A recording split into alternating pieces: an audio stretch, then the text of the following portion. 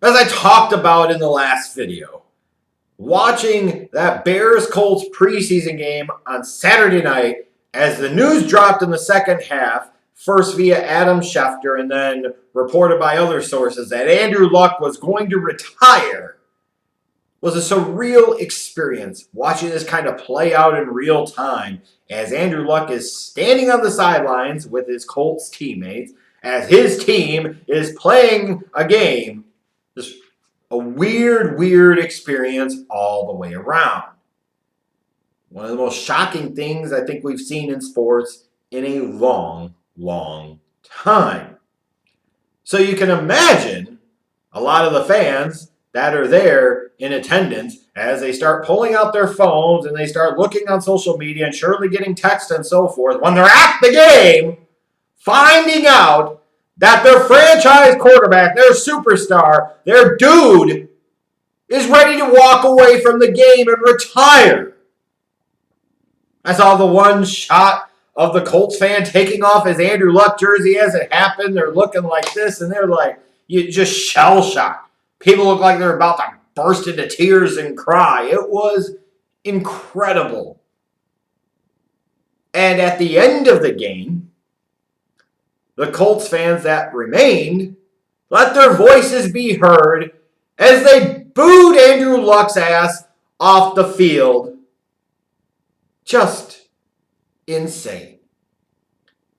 Now, of course, leave it to NFL players, both current and former, and many members of the NFL and overall sports media to use this as an opportunity to crap on the fans. Booing Andrew Luck after all he did was shameful and disrespectful and disgraceful, and you ought to be ashamed of yourselves. How dare you do that? How dare you do that? Like, seriously.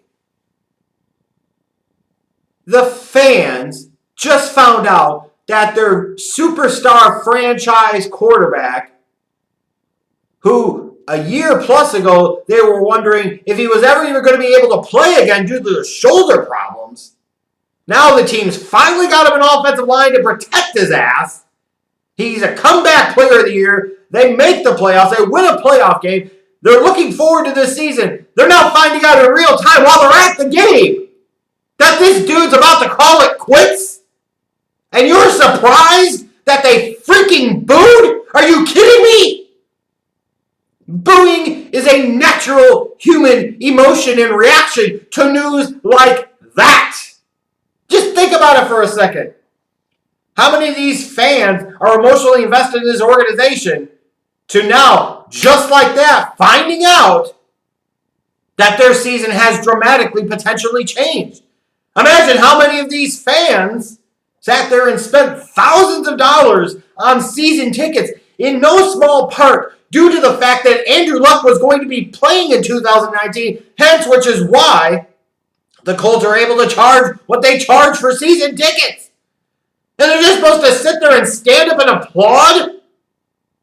Now look, in the grand scheme of things, Colts fans should respect the hell out of Andrew Luck. They should be thankful for all Andrew Luck did for that organization, especially after being saddled with the joke that is an owner of Jim Irsay and the joke that was a general manager of Ryan Grigson for so many damn years. But in the heat of the moment, you're expecting people to have rational thoughts? Give me a fucking break here. We got people starting fights in drive-thrus over stupid-ass chicken sandwiches.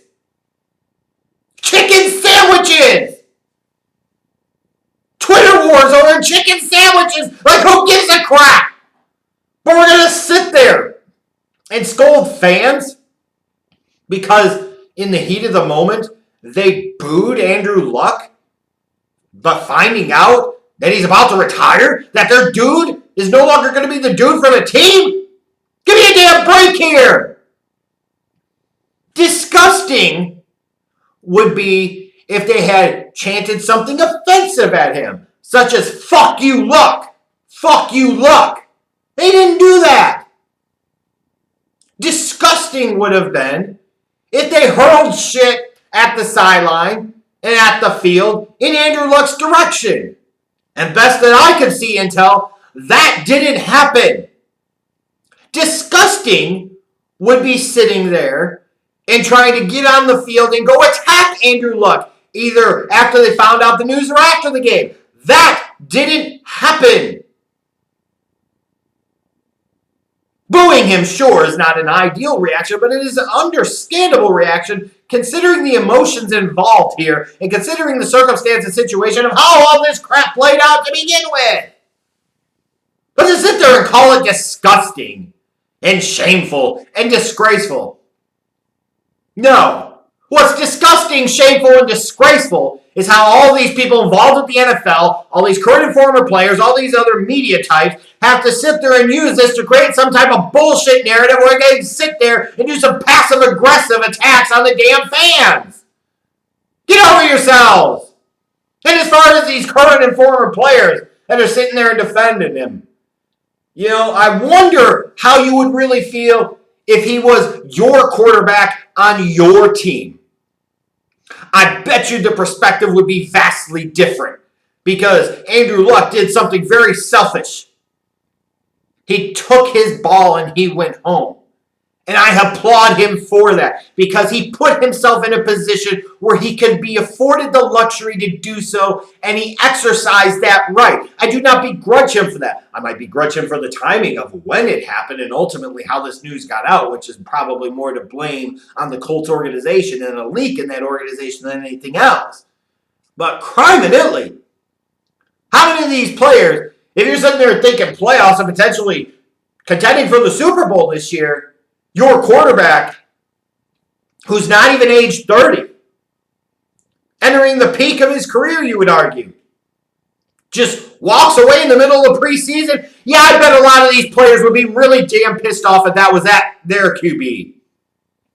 Even if they publicly put out good vibes and put on a good face, to sit there and say they wouldn't be upset and butthurt about it is just ridiculous.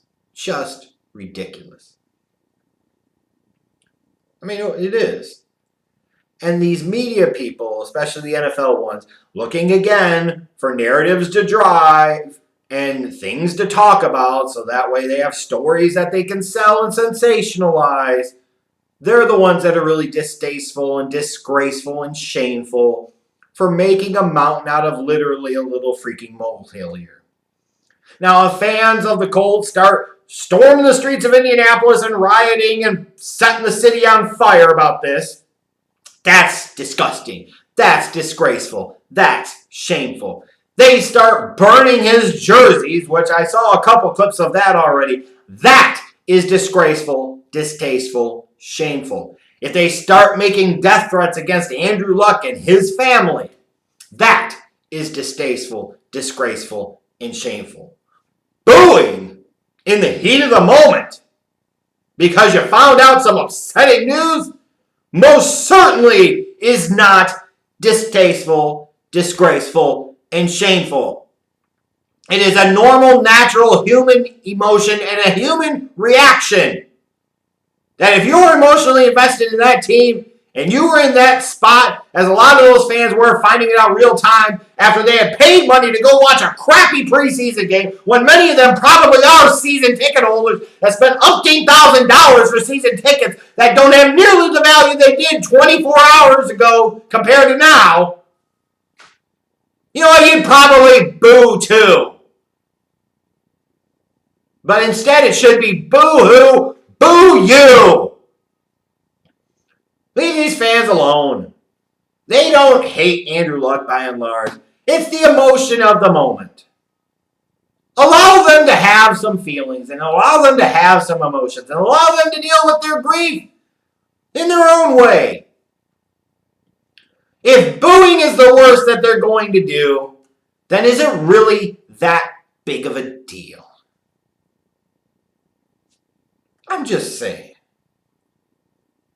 We got so many other things in this world that are truly distasteful, shameful, disgraceful. Going to these lengths to try and crap on a fan base just because they booed, that's a no for me, dog. That's ridiculous.